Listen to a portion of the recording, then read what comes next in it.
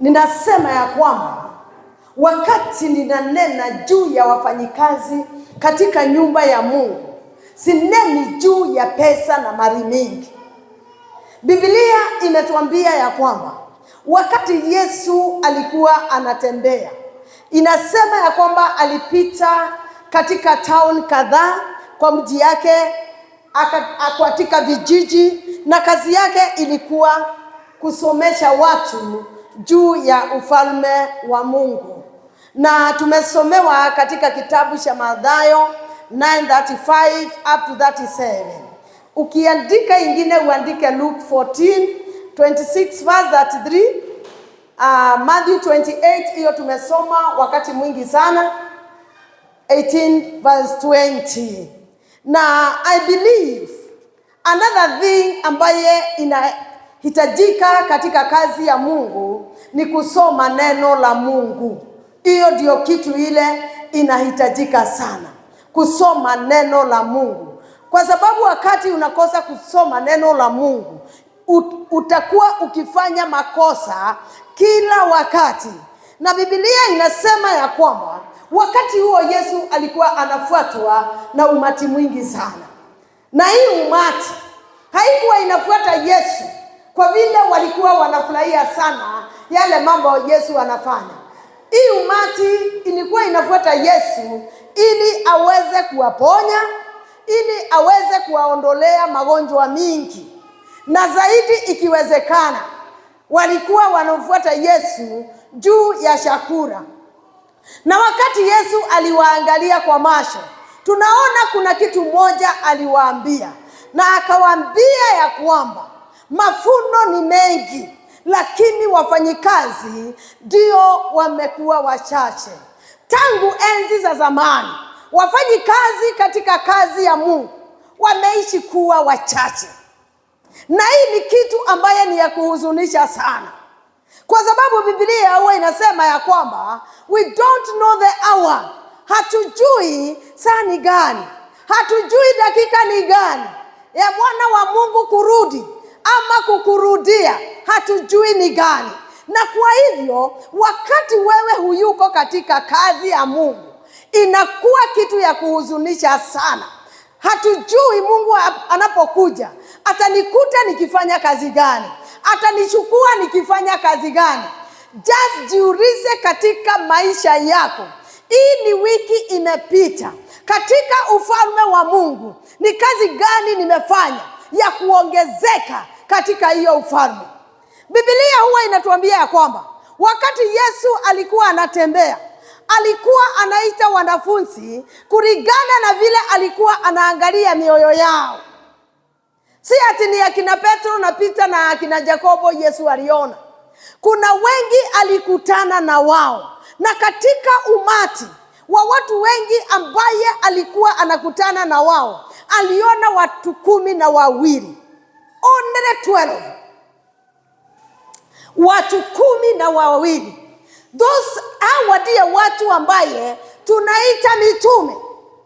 Na tukiwa katika kanisa la Mungu, kwa hawa watu 12, wewe uko wapi?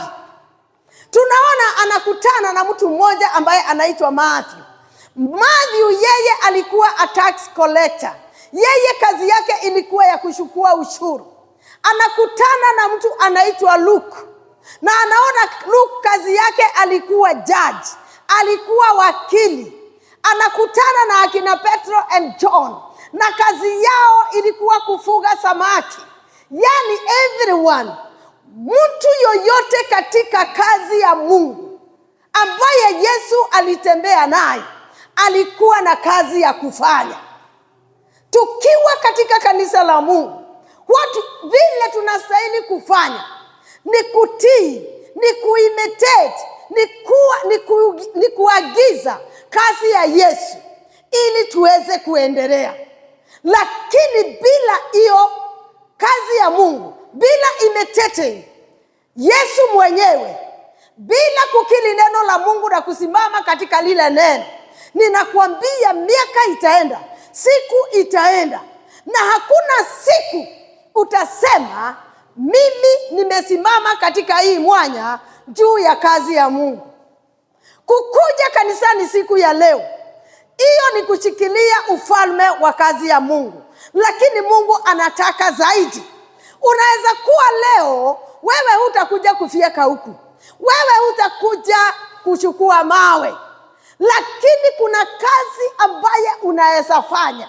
Huwa ninasema hata kuingia katika ile gate, kuna mtu anaweza tu kukuona aingie katika ile gate na afanya ile kazi wewe huwezi ukafanya.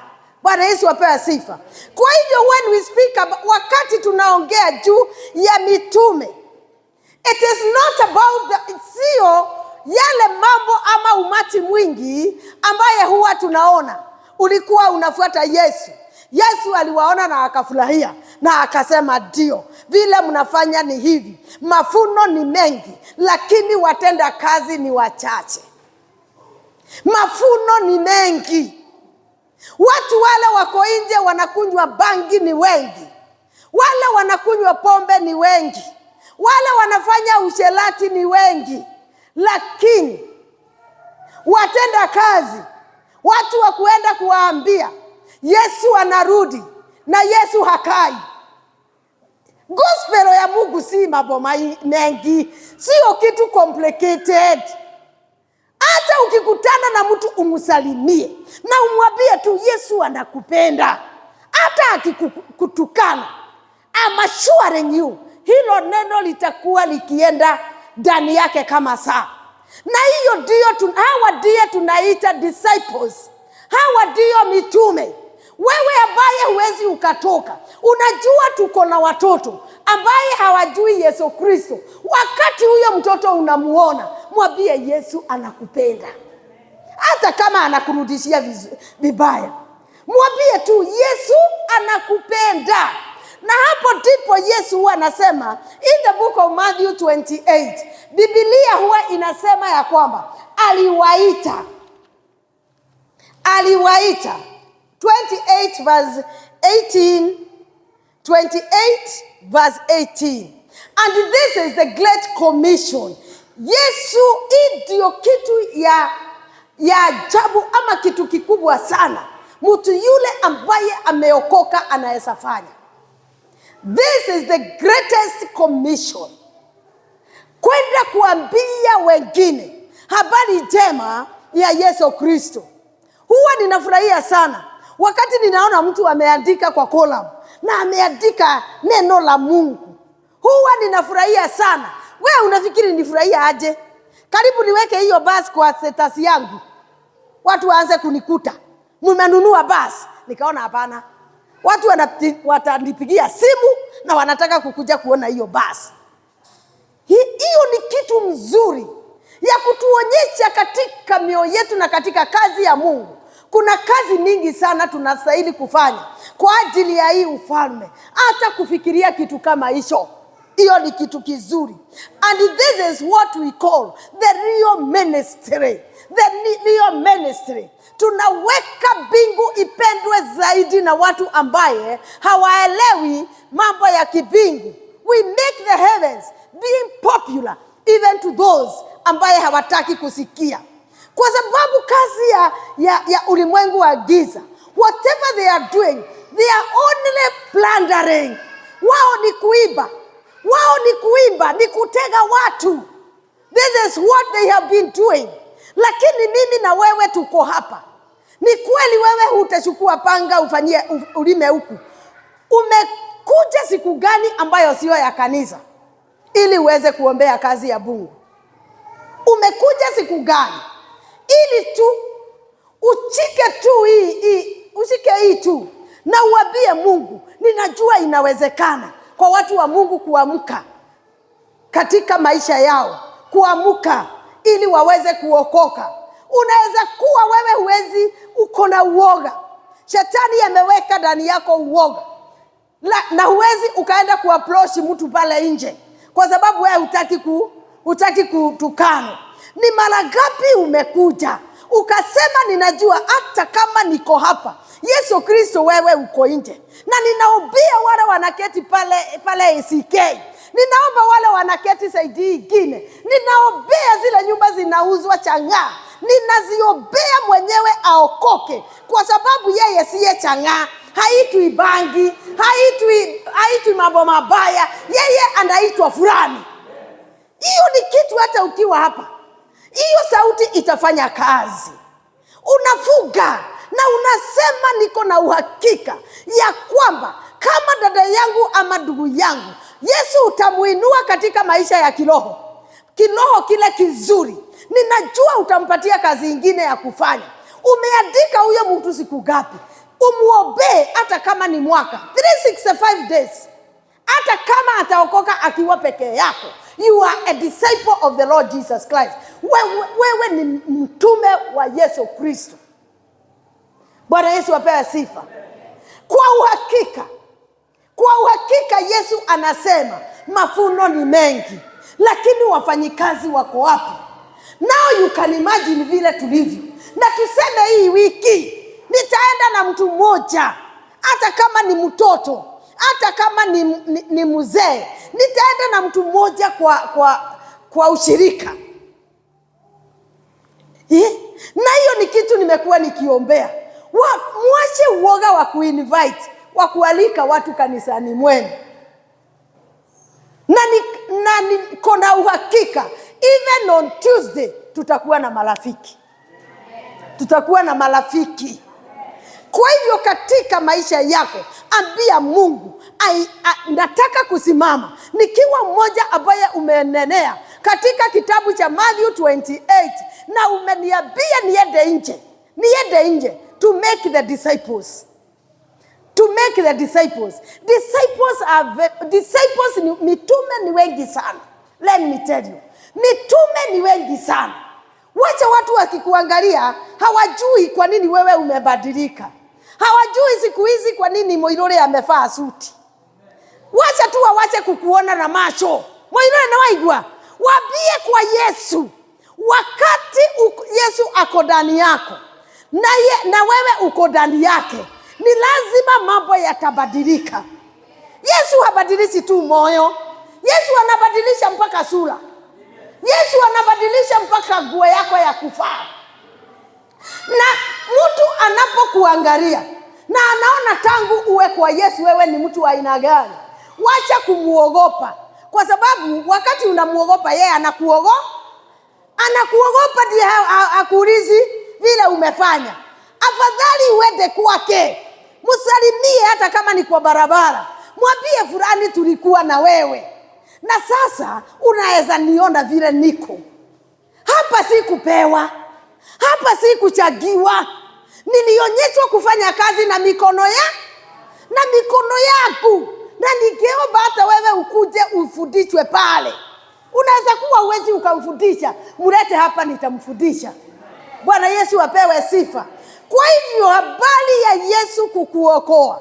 Amekuokoa ili uweze kugawanya, inaitwa convert. Kugawanya wokovu wako na wengine. Na si tu kuambia, hata kualika. Bwana Yesu apewe sifa. You share with them what it is in you. That's how Mungu atakuona. Na aseme katika hii ulimwengu, nyakati zile nilikuwa na Petro. Nyakati zile nilikuwa na akina Joani. Nyakati zile nilikuwa na akina Lydia.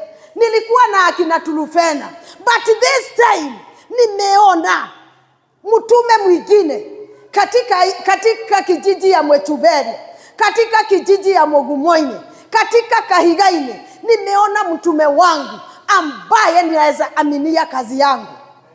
Hii ndiye unaona ya kwamba unaposoma Biblia vizuri, unapokaa na kumeditate about the word of God, ndio huwa unasikia mtu akisema mimi nilikuwa na kasilika, siku hizi zikasiliki.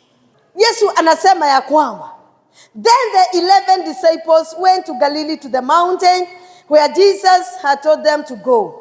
When they saw him, they worshipped him, but some doubted. Bwana Yesu apewe sifa. Some wakawa na shaka. Wengine wanaenda kumsujudu, wengine wanajua kweli huyu ni mwana wa Mungu, wengine wanajua huyu ni yule ambaye anasimama akisema ukoma uende unaenda, akisema mtu afunguke macho anafunguka, akisema mtu afunguke masikio anafunguka. This is the man ambaye alikuta yule mzee my neighbor akiwa na mkono ambaye ni withered.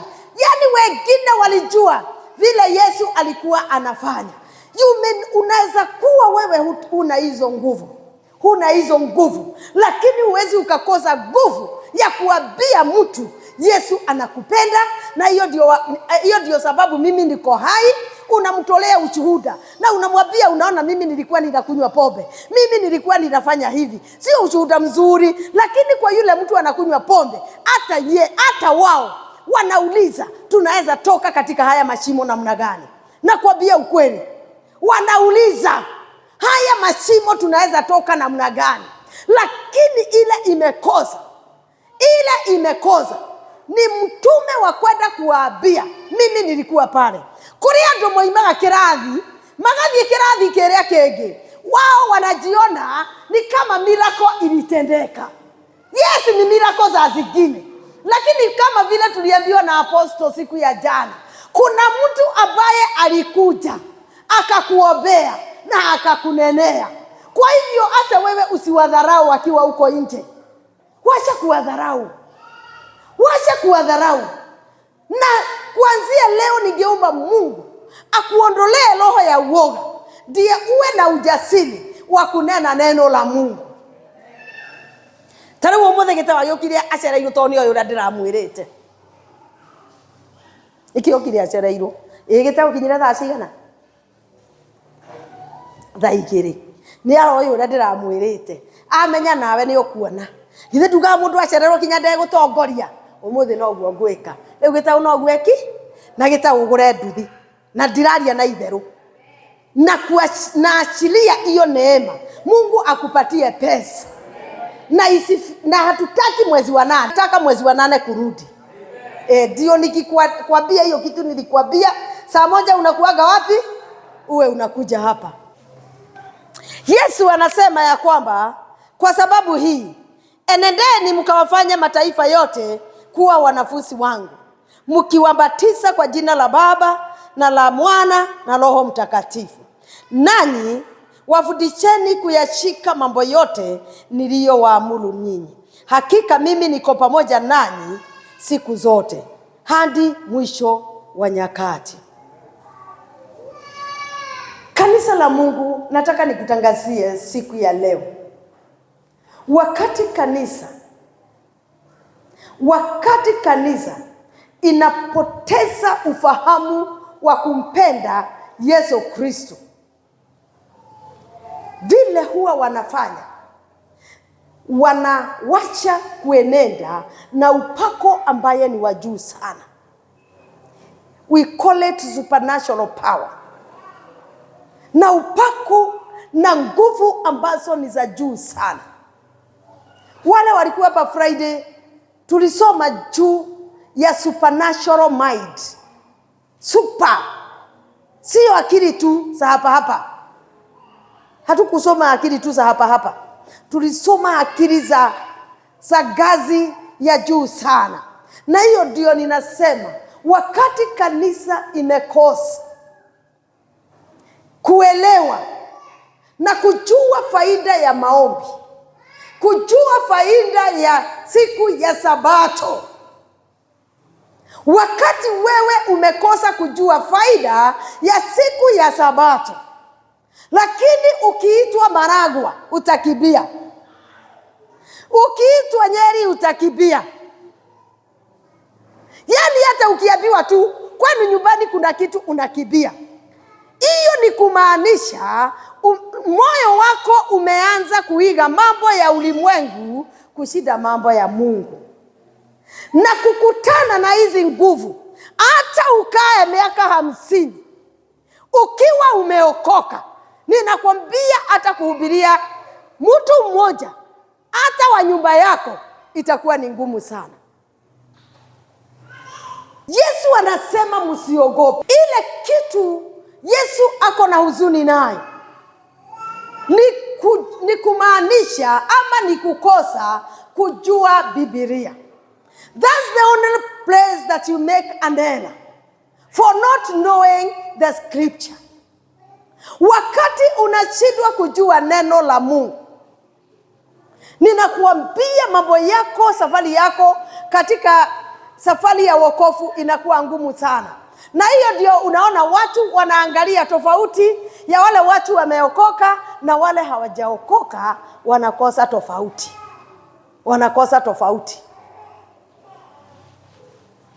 Kanisa, watu wakikosa Roho Mtakatifu wa Mungu, ni lazima vitu kama hizo tunasema offense, kukwaruzana, kufinyana, ni lazima itakuwa pale. Lakini unapojua neno la Mungu na unajua ni nini mzuri ya kufanya na ni nini baya ya kufanya wakati tunanena neno la Mungu, ninakwambia hilo kanisa tutasimamisha, vijiji zitajua sisi ni akina nani. Lakini tusiishi maisha ya watu ambaye hawatabui siku ya Sabato. Hujui siku ya kurudi kwa Mwenyezi Mungu, na mimi sijui. Tuache kutumia madhabahu wakati tuko na shida. Ati wewe ukienda nje, mlango ile unafungua kubwa sana, ni mlango ya mapepo kuingia ndani yako. Bwana Yesu apewe sifa.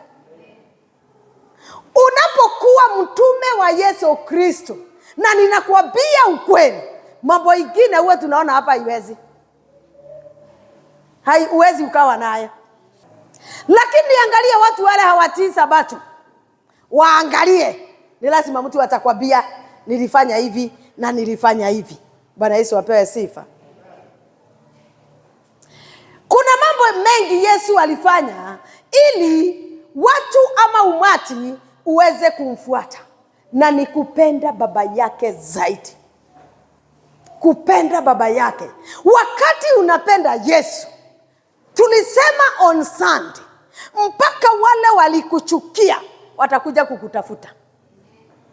Watu wenu watafurahia kuitanishwa na wewe. Watu wenu watakuwa wakisema, Mungu wa sister yangu, Mungu wa brother yangu. Wakati wewe you imitate the Lord Jesus Christ, yani wewe umegeuka kila mahala, ni lazima hata watu wale walikuwa wanakuchukia utakuwa ukiwaona wakikukibiria. Bwana Yesu apewe sifa. Bwana Yesu apewe sifa. Make the disciples. Kuwa a disciple wewe mwenyewe. Na ukiwa a disciple, utakuwa ukisema niliongea na huyu na amekuja kanisani. Kanisa, wacha usipoteze. Don't lose the desire of God. Katika kitabu cha Yohana, Yesu anaponenea wanafunzi wake, Yohana 15, anawaambia wanafunzi wangu, abide. Jishikanishe na mimi. Jishikanishe na mimi. Na chochote ambacho utahitaji. Mimi nikiwa Yesu, nikiwa mzabibu wa kweli, mimi nikiwa Yesu na baba yangu akiwa mkulima, unapojishikanisha na mimi, chochote ambacho utahitaji, hata ukiwa kwa nyumba yako, ukihitaji ulinzi, nitaagiza malaika wangu na watakuwa wakileta ulinzi kwa nyumba yako. Na hutanyongwa tena na mapepo ukiwa umelala. Yule mtume ako na ulinzi wa Yesu Kristo. Yule mtume ambaye amejishikanisha na Yesu, na kwambia hata kama amelala na hana mlinzi, hata huna dogiza kukwambia nje kuna kitu, malaika wanawekwa pale. Yesu hakuna mahala tunaona ameashiria mitume wake akiwa hai. Hakuna mahali aliashiria mitume wake Wewe ndiye mtume wa Yesu, na Yesu anasema jichikanishe tu na mimi. Enda ufanye kazi ambayo nilifanya. Enda ufanye kazi ya Matthew 28. Enenda katika kijiji yenu. Enda uambie ya kwamba waokoke, wawachane na dhambi, wajazwe na Roho Mtakatifu. Hivi ndivyo Yesu anataka tu useme. Na ukiwa umejishikanisha na yeye, si wewe utakuwa ukiongea, ni Roho Mtakatifu ambaye ako ndani yako. Nilisema do you know mambo mengi ambaye hatuwezi tukapata. Hata Yakobo akaandika na akasema hatupati kwa ajili zile style tunaomba nayo. Tunaomba na style ambaye ni nguvu zetu. Ni nguvu gani uko nayo?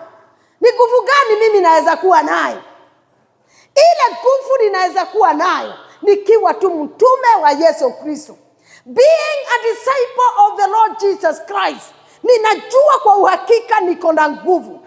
Hata unipeleke wapi nitasimama bila uoga. Wacha nikuambie, na nitawaambia ya kwamba Yesu ni Bwana. Nitawaambia wachaneni na dhambi. Nitawaambia ya kwamba mtii Sabato. Nitakuwa nikikanyanga mahali wanakanyanga, na ninasema hapa hamutaketi tena. Usifikirie ati mimi nikipita pale sasa ingine na wasalimia hivi, na ninasema nyinyi hapa hamtakuwa mkiketi. Bwana Yesu apewe sifa. Wacha kanisa imo ndani yako. Do not lose the desire for God. Usiitikie kuondokewa na hiyo upendo wa Yesu Kristo. Usiitikie kuenenda na nguvu zako. Move with supernatural power. Wakati unaenda na zile nguvu, nakwambia hata roho yako ama mwili yako iwe mnyonge namna gani, wewe ndiye utakuwa ukiambia, kwa sababu Yesu ako ndani yangu. Being a discipleship, I usually say it is a process with the Lord Jesus Christ. Inakuwa ni safari yako na Yesu Kristo, sio safari yako na mtu mwingine. Ni lazima ufanye kama yeye. Ni lazima ujifundishe kufanya kama yeye. Ni lazima ujifundishe kukaa kama yeye. You must become like him. Na hiyo utaijua ukisoma Biblia ama unaposikiliza neno la Mungu linapohubiriwa. Ni lazima ujifundishe kufanya vile Yesu alikuwa anafanya. Ni lazima ujifundishe imani yako kukua zaidi. Ni lazima uache kujidhalau. Yesu hakujidhalau hata wakati mmoja. Kwa hivyo, kuwa kama a disciple of the Lord Jesus Christ ni kujiunganisha na yeye. Mambo ya ulimwengu nakwambia inakupitisha tu mahala utaangamia. Na shetani anakuanga muoga. Shetani anakuanga malaika wa nuru. Anajifanya malaika wa nuru. Lakini wakati umeingia kwenye shida, hapo ndipo unajua yeye ni nani. Anakuacha ukiwa peke yako. Yesu wakati mmoja anauliza Petro, mahali tulikuwa tunasoma. Alikuwa anauliza Petro. Anamwambia utanikana. Naye Petro anamwambia hata wengine wakukane, mimi si uko pale. Wewe ni mwanafunzi wa aina gani? Siku hizi ambazo tunaongea, wewe ni mwanafunzi wa aina gani?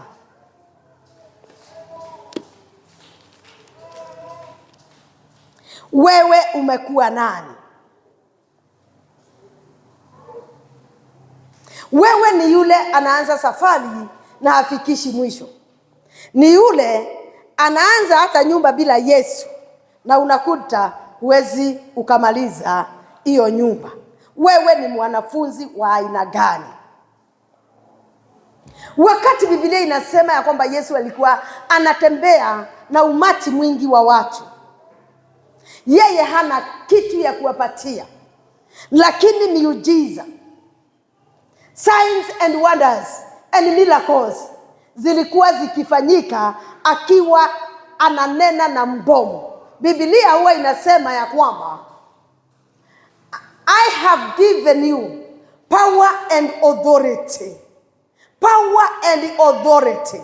Na hiyo power imepewa tu wanafunzi wa Yesu. Power and authority. Wakati mmoja Isaia ananena na anasema ya kwamba Roho wa Mungu yumo juu yangu. Katika kitabu cha Isaia 61. Roho wa Mungu amo juu yangu. Amenituma. Wewe ni roho mgani ako juu yangu, juu yako tangu uokoke? Isaia anasema Roho wa Mungu ako juu yangu. Amenituma nihubirie wanyenyekevu. Does it mean katika hii kijiji tuko hatuna watu wanyenyekevu? Anasema mimi ndimi Bwana amenitia mafuta. Mafuta si vile mtu anakuja ati anashika ahon anakumwagia. Wakati uliokoka, kama hujawahi jua na uelewe siku ya leo, wakati uliokoka, hapo ulimwagiwa mafuta. Watu wengine vile wanajipaka jifu na dhambi. Wakati uliokoka, ulimwagiwa mafuta. Biblia inasema Isaia wakati alijua na akasema ya kwamba Roho wa Mungu yumo juu yangu, amenimwagilia mafuta. Alimwagiliwa kwa sababu gani? Yeye alitiwa mafuta kuwahubiria maskini habari njema. Mtu yoyote ambaye hajui habari njema, haijalishi anatembea na helikopta, haijalishi anatembea yeye ndiye mwenye meli ile kubwa zaidi, bora hajuani na Yesu yule, unajua huyo mtu ni maskini katika ulimwengu wa Mungu. That's a poor person. Kwa sababu yeye hajui mahala anaenda. Na ndiposa uliona wakati mwingine watu wanashikana, wanaambia Yesu, mimi niko na swali.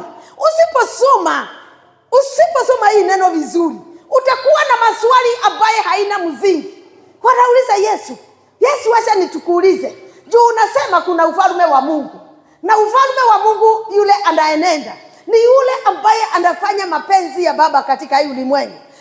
Wanaambia Yesu, kulikuwa na mwanamke mmoja hapa hii dunia na tulimuona na ni neighbor na hata ni sister yangu, na mume wa kwanza akafa, wa pili, wa tatu, wa tano, wa nne, wa sita, wa saba. Wanauliza Yesu, sasa hawa wanaume wote saba, wakati huyu tutaenda mbinguni, huyu mama atakuwa wa nani?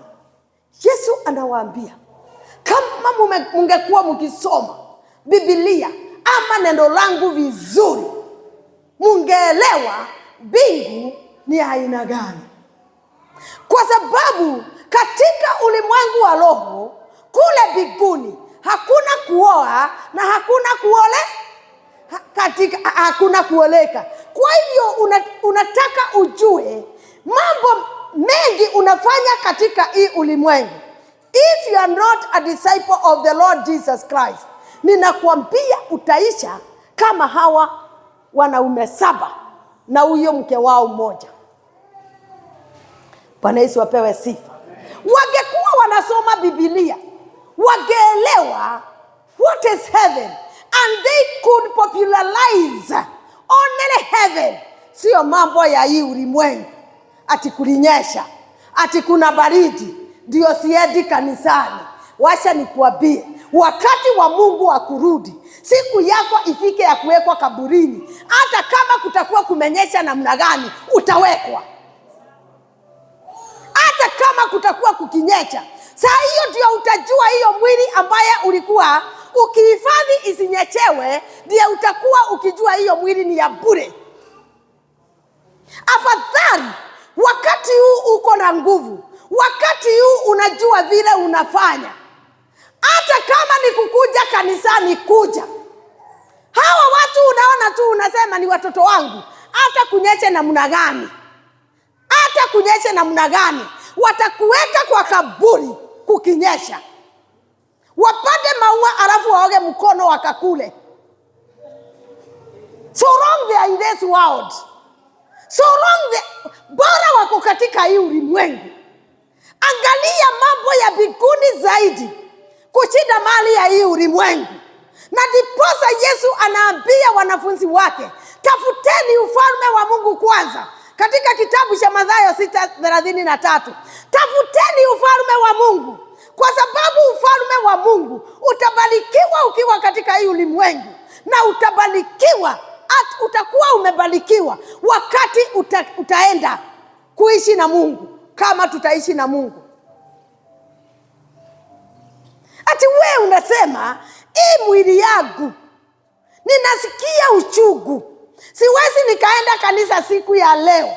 Let me tell you, hiyo uchungu, kuna wakati utaenda kwa daktari, na daktari hatakuwa karibu kama kanisa, na utaenda na hiyo uchungu, na daktari atakwambia toa pesa ukanunue dawa, na hatakupatia. Afadhali Yesu ambaye ako na miujiza.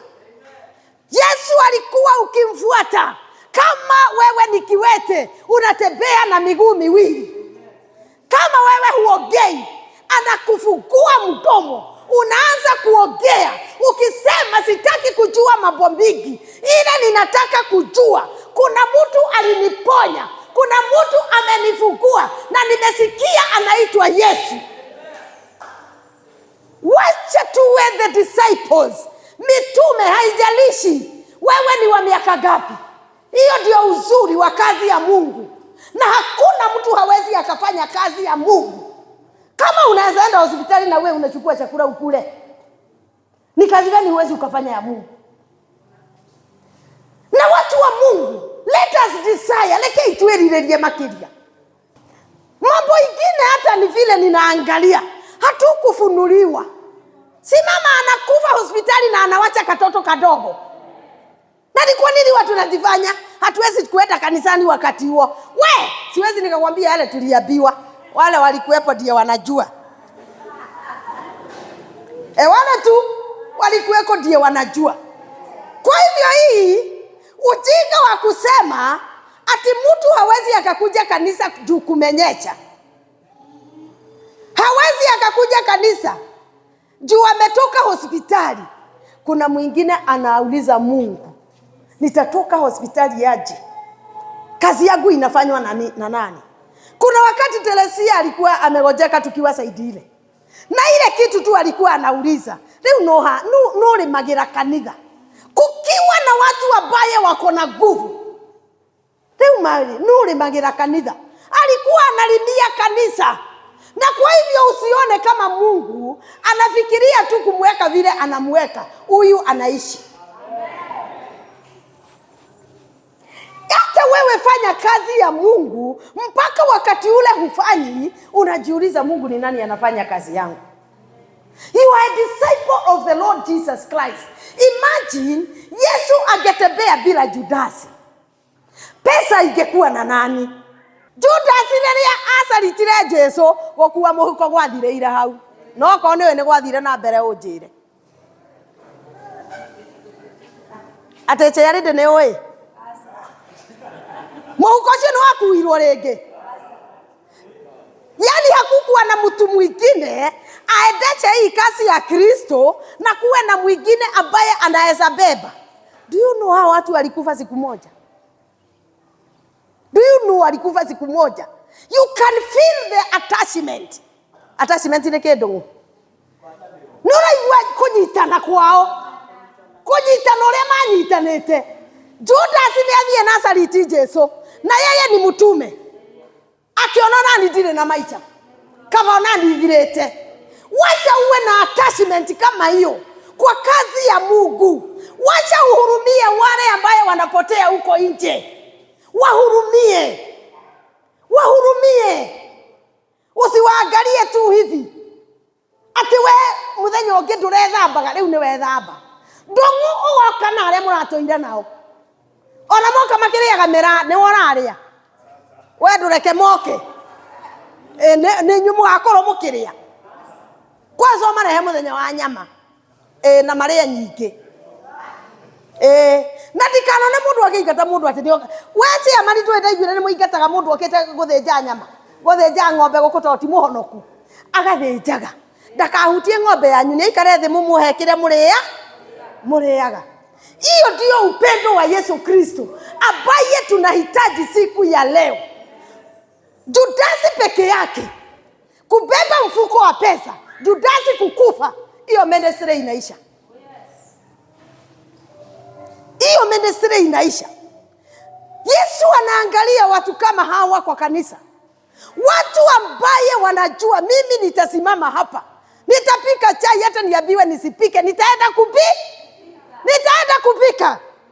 Ati onogea we muci ni uri uragia Ngai riu ni kuonekire mundu wa kuruga cai. O riria we andu ni aingi. Riu ni kuonekire. Yani ndirenda ukorwo na ngwataniro yo ya mwathani. Hujia kiugo kia Ngai. Na rurimi rwaku ukorwo ruyaragia ciugo cia Ngai. Ninakuhakikishia ya kwamba wakati ufalme wa Mungu unaukaribia. Unakaribia Yesu. Unakaribia Yesu. You are abiding together with the Lord Jesus Christ. Ninakuambia ukifika mahali Yesu wako, kama ulikuwa unahitaji kuinuliwa, hutajua vile utainuliwa. Hutajua. Sisi tuliongea date 13 mwezi wa 3. Ndiye tutachanga pesa tujenge. Lakini Yesu anauliza, nyinyi ni yakina nani? Hiyo kanisa mlijenga, ni nyinyi mlijenga? Ni nyinyi mlijenga?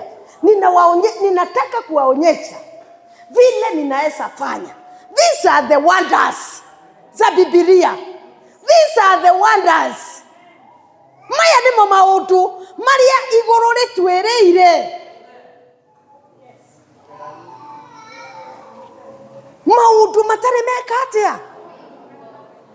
No ria utaramenya ati riria honokire ni mafuta alimwagiwa. Wokovu ni mafuta. Wokovu ni mafuta. Tiuno Isaia akisema nimetumwa kuwaganga. Dongo ni kuga atia. Kuwaganga waliovunjika moyo. Kuwaganga waliovunjika moyo. Mahali wamevunjika. Those who are broken in their hearts. Kuambia ya kwamba Yesu ndiye tu anaweza chona, anaweza kukupatia furaha ambaye unahitaji. Sio kukuta mtu anaomboleza juu ya ile shida yako nayo, na wewe unamwambia I can feel you. Mtu ameokoka anadanganya I can feel you. Ogacokoro hau ukamwiro na ngukite okoro ni gutietie 200 uhe. Hiyo ni kufiru mtu kweli? Ni kuatia moyo. Unafikiri ni wazazi wangapi wanaomboleza juu ya watoto wao ambaye wamesomesha, wakachukuliwa na wazazi wengine, wakawekwa katika machimo ya pombe na miraa? Ama hiyo si kuomboleza? Na wewe kazi yako, ona mtoto wa fulani. Kama wewe ni mtume wa Yesu Kristo, omboleza na yule anaomboleza. Tunaposema tunakuja kuombea watoto ama vijana wetu, kuja na usiombee wako siku hiyo. Kwanza Thursday nilisema usiombee mtoto wako. Ombea wa huyo mwingine. Bwana Yesu apewe sifa. Mimi nimemaliza.